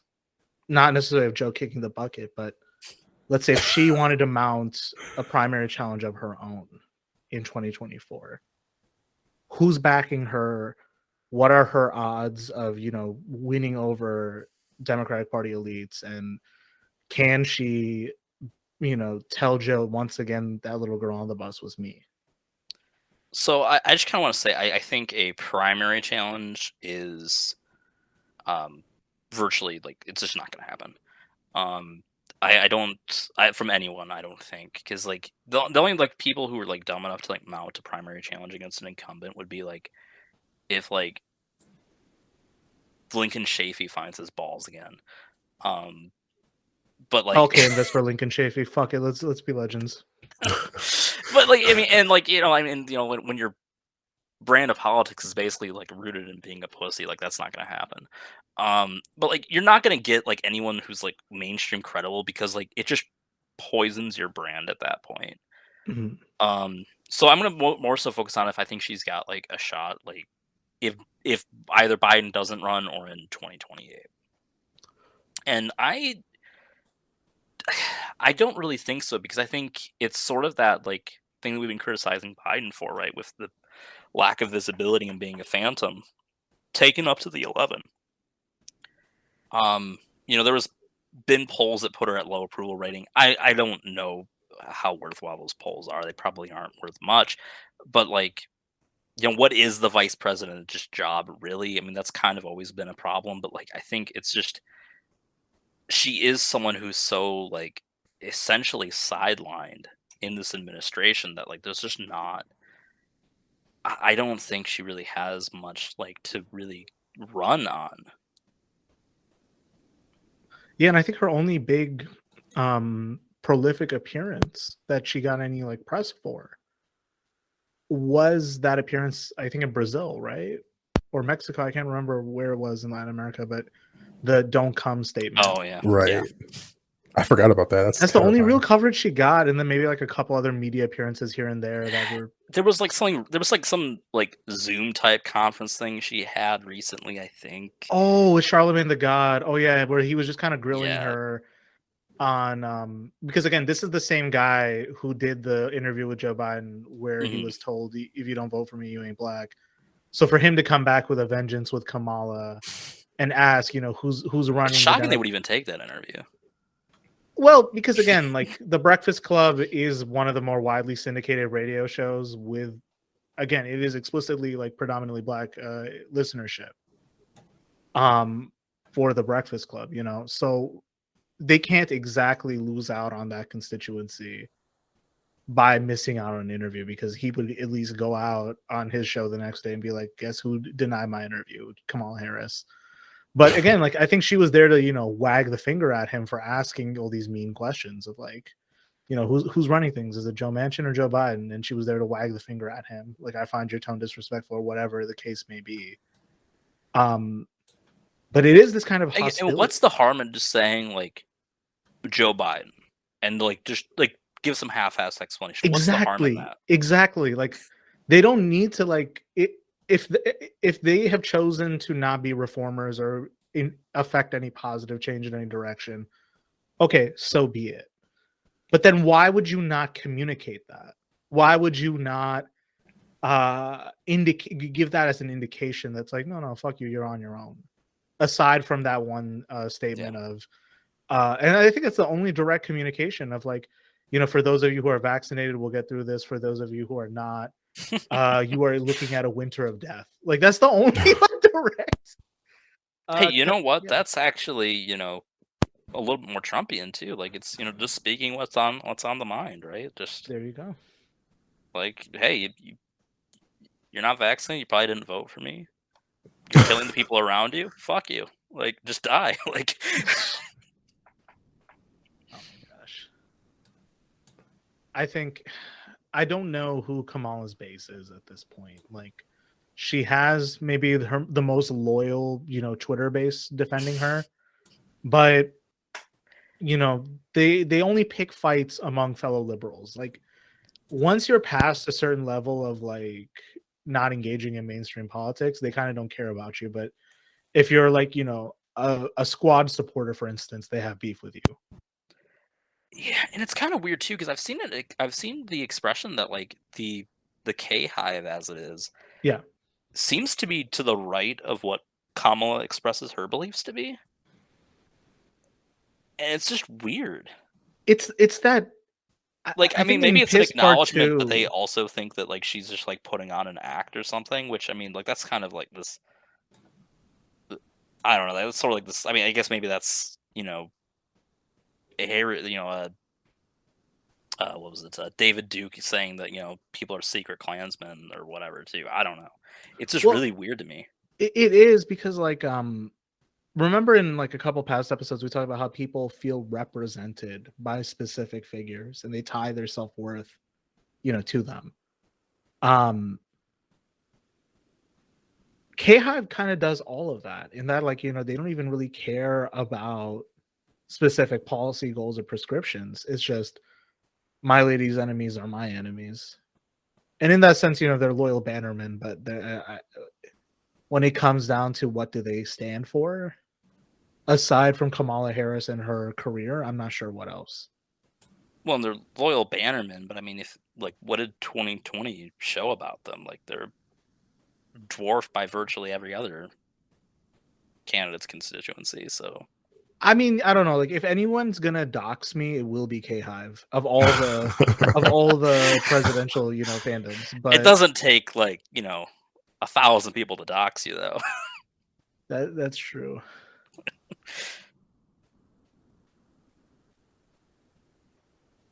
I don't know. I think that's the extent of everything that can be said about Kamala too. It's either like we've reached the limit of what could be said about Joe Biden, or converse, or like both can be true. Intentionally, very little has been put out about Joe for that explicit reason, and I think not I don't mean this in like a black pill kind of way, but I think maybe it is time to take the message of like what, maybe federally it's not worth investing ourselves in this a little bit. Maybe if you are going to invest in electoral politics, maybe the state politics is the right route. Yeah, maybe. I mean, obviously, that's a dismal view in certain states that Absolutely. pure state politics are garbage. But It's gonna be an effort anywhere. You know what I mean? Because then, if you really do want to progress, especially if we go through this national divorce, that what is MTG that wants. about? I missed that. Like, I don't. I'll be honest. Like, I don't know if it's because like I'm just insane or like I choose to avoid things, but like Bobert, MTG, I'm blissfully unaware of about what they do most days. I think I usually am, unless they do something like incredibly high profile like that. So like she was responding to someone basically saying that like liberal transplants that move to a state shouldn't be allowed to vote. They should be on like a probation period and not be allowed to vote. Oh! And I'm she sorry, said, what? like, on top of that, we should also just kick them all out of the country, basically. Out of the country. But that's like Because that we have to doesn't- have the national divorce. Like, we got to have a conservative country and a liberal country, and liberal countries can go and, like, it can be California and just destroy itself, as she says. Wow. That's awesome. doesn't that like kind of stand in violation of like this big capitalist urge of like it's given as career advice, as if it was like printed on gold, like just move to wherever the jobs are. And let's say you happen to be a liberal transplant and you move to a quote unquote red state. Well, right? I mean, it kind of goes into that conspiracy thing, right? That it's like these liberals are moving just to, like, vote you out of office, and they're gonna, commit voter fraud and all this It's nonsense like too. the likelihood of being a liberal transplant, like you're gonna move to another state, work some kind of white collar job. You're not there like organizing more trans people to get like renters rights, or you're not over there like doing drag queen story hour at the libraries to really frighten the conservative base. You're kind of just there to be a consumer the way you were in another state, because that's broadly how we relate to one another in this economy, is as consumers. So it's I don't know what to make of them other than like this new state in the culture war of just, you know, like saying the really, really obtuse things. Well, it's like Maybe the even zenith of it, right? You're now like not just saying like I disagree. Like I guess it's living up to the war side of it, right? You need to like right. literally like do what you would do in war to these people. But it's just like I don't know where.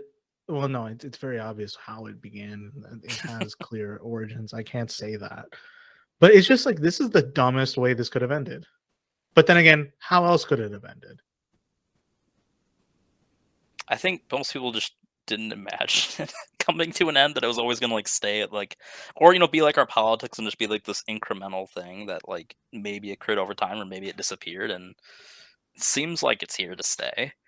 Um, I mean, let's see how much traction it gets because, like, again, like that blue state capital, you know, it goes a long way in some places. I don't think like, you know, the Republican Party base that gives those mega donations is gonna buy her proposal, but it keeps her in the press. You know, yeah, it gives her an opportunity to buy up some of that Trump she base. might get Mike Lindell on board, but doesn't seem like it would take That would be much to. fantastic. That would be fantastic. I would love to see the fucking. Maybe that's what we should do on the Twitch. Is like we find these like conservative horror movies, and just like I don't know, like just do like a drinking challenge. Like you like let's watch that fucking election. Well, no, Chapo did it, but like let's think of one of these horrible movies, right? Like I think Dinesh D'Souza has like a whole fucking library of movies to.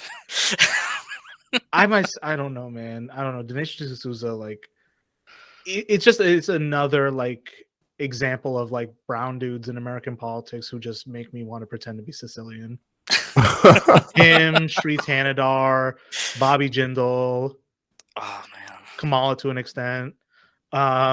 It's just like Dinesh D'Souza is the most like they talk about smug liberals so much, and like they do exist, but Dinesh D'Souza and his ilk, those are the smug conservatives. well, and like I mean, not that he's brown, but like Shapiro and like all those others, like they're He is nothing an if not ethnic white. smug. I will count Yeah, it's Jewish true. people as ethnic whites. So we'll give him that. We'll give him that. Should we talk? Speaking of culture war, should we talk about Biden's prank caller? Oh my god. Go on. So, in case you were out of the loop on this one, there was someone who called, was it like Christmas Eve or something? I don't remember, but they called Biden, and he told him, "Let's go, Brandon," and Biden said, "Yeah, I agree. Let's go, Brandon." Oh, okay, yeah, that's another W in Biden's roster, I guess. That is a W. Except they're trying to frame it as like this huge L. Like, oh look, this is proof that he's senile. Like he said the code. Like, Again, Let's Go Brandon is like for everyone who does like live in waking fear of like the Trump base or like right wingers, like this is the kind of thing I point to and say, like, guys, it's mostly performative. It can get scary every now and then, maybe, but this is it's largely performative. They have asked this guy if he's willing to run for office. See, Dude, that's on the pure credential of prank calling Biden. No way. But it's just like it's like the equivalent of like wanting to ding dong ditch someone, but never following through with it. And it's just you're there with like your dumbass was like, dude, let's ding dong ditch the guy who lives at the end of the lane. He's never gonna see it coming. He's never gonna see it coming. Well, also too, like the whole "Let's Go Brandon" thing is just so dumb. Like, it's like they're like, oh, we have to like code it so it makes us clever, but it's like you sound like a little kid when he's like saying like beep instead of a swear word, like beep you, dude, like, or frick you, like, you know what I mean? Like you sound like just a juvenile idiot. It's wanting to be validated by the culture so badly that you'll settle for cringeworthy shit like this. And it's like I remember, in 2016, like honestly, if he did just call Biden and say just straight up "fuck you," I would have had way more respect. Way more respect. Right. Way more respect. Parody, satire, parody, but yes, that would be like the right way to go about it. But then like with this Let's Go Brandon stuff, I mean, okay, in 2016, the alt-right had like a new symbol every day. And I'm not sure how much of this was manufactured and how much of this was like nonsense. But it's like, okay, they took up milk, they took up the OK symbol, they took up a whole host of like, you know, things to claim from liberals. And it's just weird how what like willing liberals are to just surrender these things. Which is, oh my god, Pepe the Frog. Okay, take Pepe the Frog. And it's like, I the remember, OK symbol, like all this stuff that's like, oh, you just gave that up without a fight. Like, damn, Neville Chamberlain was more of a Chad than you. Like, and with Pepe, I feel like Pepe, like it kind of blew up. Like I remember around 2016 with the whole like Charlottesville thing. And like people were like in Twitch lobbies going, you can't use Pepe anymore. You can't, you know, no more Pepe. Now, you know, like 5 years later, it's like Pepe's still everywhere. You know, he's still just a meme now. He's not like a white supremacist. Yeah, he's like kind of lost all like substantive meaning that was behind that. Yeah, so it's like what's the end goal? We're just giving stuff to white supremacists just so they can like throw it away later. Like I don't. Yeah. And then like what they do come up with now, especially, it's not. I mean, let's go, Brandon. Who gives a rat? Like, I don't know anyone who worries about it other than like maybe like, I don't know, somebody's dad who watches too much MSNBC, who like, you know, really has probably said something embarrassing like, I know Rachel Maddow's a lesbian, but I think she's hot. Like that's the only guy who's worried about let's go, Brandon. That's the only guy who's worried about this. Even Joe, even Sleepy Joe. So I was like, "Let's go, Brandon." Hey, thank you, Brandon, or what? However he responded to it. Oh my gosh! Again, that's a W in Joe Biden's roster. Yeah, I'll give that to Biden. Actually, that's gonna be the campaign message. That's gonna be his next campaign. 2022 is like, hey, I took that in stride. Like, yeah, that's his next campaign ad right there. Dude, the bar is so low that if he like reappropriated "Let's Go, Brandon," I would actually like, you know. I would start subscribing to that. Trust me, FDR looks like small fry compared to Joe Biden. I don't think I'll ever go that far unless like something huge actually happens. But that was the funniest shit about all of this. Is like, no, Biden is FDR pilled. I'm like, FDR pilled. Huh? Yeah, dude. I mean, okay, we got internment camps, so I guess in that sense, sure, go for it. But speaking of, I think pilled, that's also kind of owned by them, right? Isn't like blue pilled like sort of this thing now that they do, like blue pilled, so, like, red pilled, whatever red they call it. Yeah, like, but like, isn't it like specifically like I think like the blue, like I was like blue pilled to realize like all this like deep state nonsense or something like that. Like I can't like it that even like they're kind of like appropriating, and it's just sort of, you know, we're just giving it to them. It's theirs now. I mean, it's just like you won't even own language at this point. What do you stand for? Well, actually, you know what? They won't even stand for things they've accomplished. So I think we've answered our question there. Yeah. All in all, you know, to try to figure out the enigma that is Joe Biden, you have to embrace that there may not be answers. And sure as hell, you know, especially me, I was never going to figure it out. You guys knew this. But I don't know, like do you guys have like any just way you try to rationalize this to yourself, or any way like this you try to put a bow on it that helps you understand this better, or just was like is your way of like coping with it? Absolutely. Because these are just garish times. This is a garish age, and I won't say that it's novel. You know what I mean? Like these are systemic issues that have been around for a while now, and a lot of this is structural. But at the same time, like it's another age of being told this is the most important election of our lifetimes, and then have nothing come of it again. And how do you like, you know, encourage anyone to continue paying attention to this or not feel demoralized by it? Well, the way I do it personally, I treat it as if it's a TV show, because then things just make a lot more sense. Reddit moment. Reddit moment, exactly. You know, this season of America's democracy, let's see where it's going next. Is it going to crash? We don't know. I mean, which is funny because that was Yeah, well, it's funny because that was always like the criticism of like the Trump era, right? It was just that like, oh, it's a TV show and people don't want that. But like, I mean, clearly This there's is an just season audience for 2. it. Yeah. There's This an is a audience. spinoff. This is the Yeah, spinoff. this is the Yeah. spinoff. Yeah, but just kind of looking at things, just taking how it is, and literally just it's like entertainment at this point. It's unfortunate that this entertainment has the ability to completely destroy people's lives, but you got to detach yourself somehow and be able to rationalize it. So there we are. Yeah, and like, I mean, kind of like I guess like sort of like this last little spin on how to like understand Biden is like the way I conceive him is like he's just and like he's old, and I don't mean that in like a sense like he's you know a total geriatric or like senile or anything like that, but like with that comes from like just being a little out of touch, and I think like his brand of politics is kind of far removed from this age. I think like if a president acted like this during FDR's presidency, for instance, obviously FDR had like fireside chats and whatnot, but like Mhm.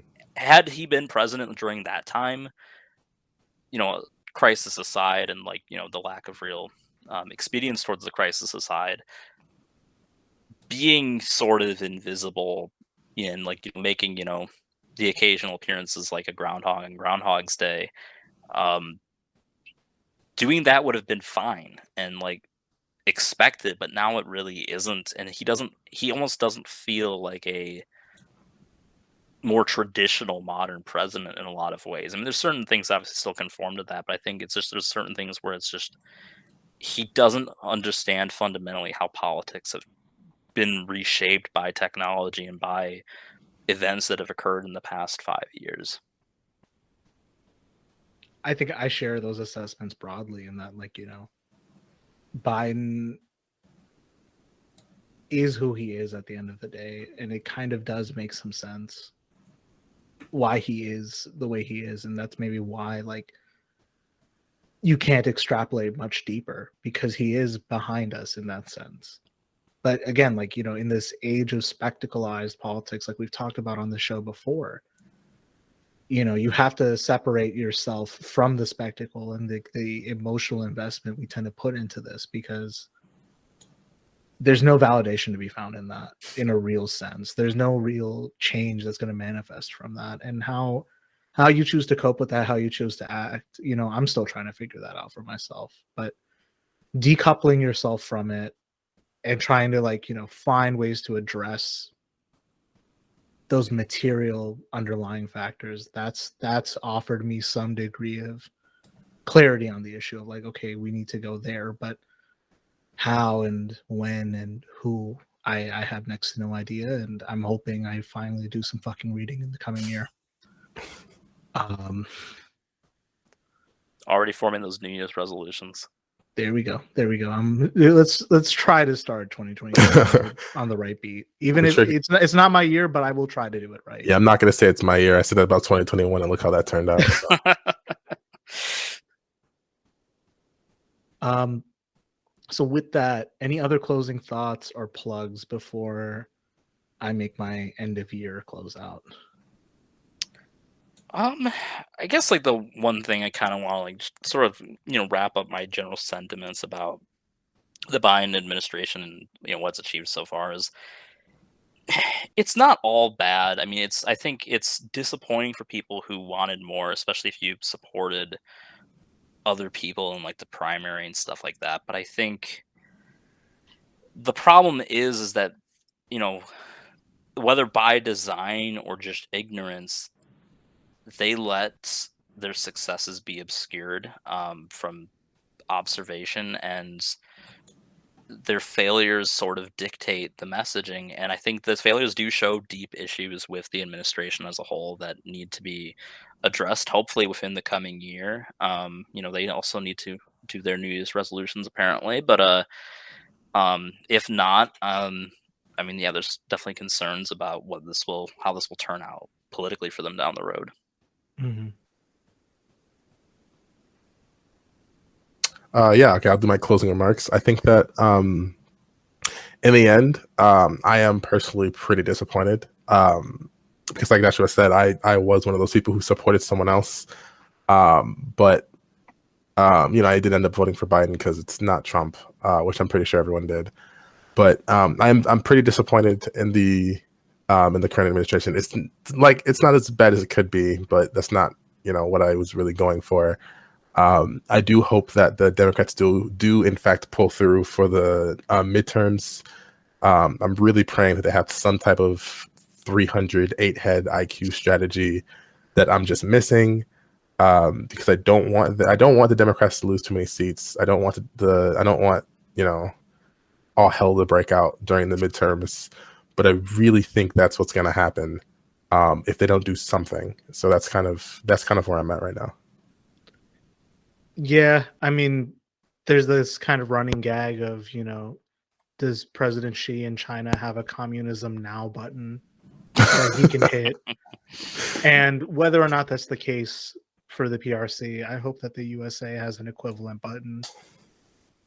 Will we get, full socialism in our time? I'm not even going to, enter that discussion.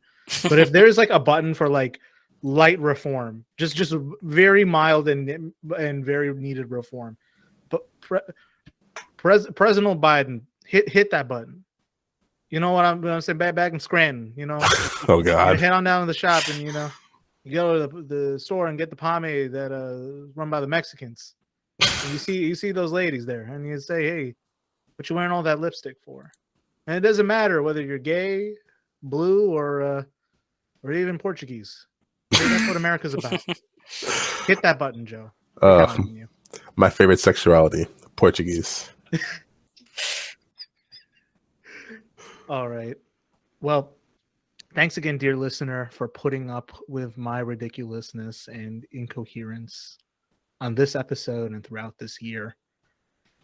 This has been the longest running project I've actually kept running in my life for a long time. And even with, a lot of hiatuses and breaks that I necessarily didn't plan for, or ones that I couldn't budget and that I needed, I'm still glad that I had you guys and I had all of my friends and people who have collaborated on this project encouraging me to keep this going, even when I wasn't confident that I could keep running.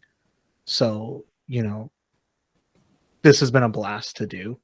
And I'm, eternally grateful for everyone who's retweeted an episode or shared an episode with their friends or subscribed or given us a rating.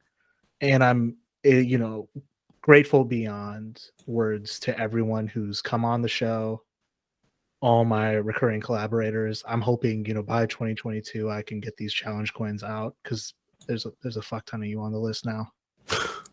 I got to figure this out. But this year has been a good time for me to kind of reflect on things. And I initially started this out as a project to kind of consider the ways in which we're conditioned to think in ways that limit our perspectives.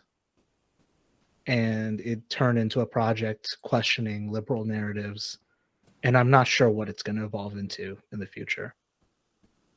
But I hope you'll be there to watch where this goes. And I hope I will enter the coming year a little smarter and with a new perspective. And as always, we can continue gaslighting ourselves in the greenhouse. But I strongly recommend you light that green gas in your house. Happy New Year from all of us. Give us a follow on them social medias. All the links are in the description below. Follow us on Twitter at PodGreenhouse. You know where to follow me. It's all there. But yeah, I hope the coming year brings better tidings for all of us. So with that, I'm going to let everyone go. See you next year.